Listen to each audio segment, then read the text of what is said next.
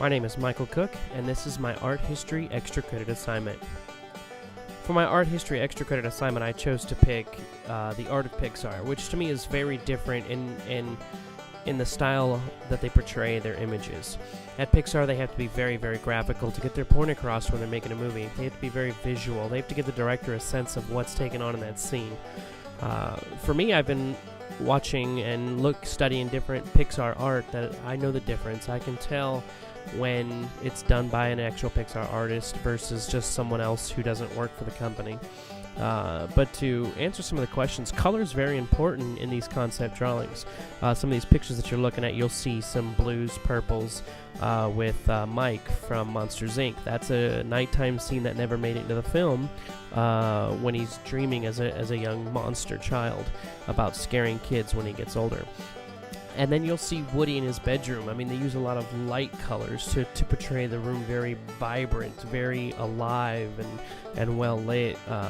So there you'll see that. Other parts of the concept drawing are going to be when they do the different facial visuals.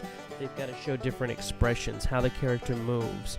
And that's where the word concept comes from, because these are concept drawings that could or could not happen, and they have to develop these drawings to tell the director, yes, this will work, and no, this will not work. But Pixar has a very fine art when it comes to what they do there. The shapes are always just, some of them are just obscure. I mean, sometimes they're really, really wild, and sometimes they're really, really they look just like the movie. And they have to do that to see what really works in the movie. Do we want a monster with really long triangular arms, or do you want a monster with short rounded arms?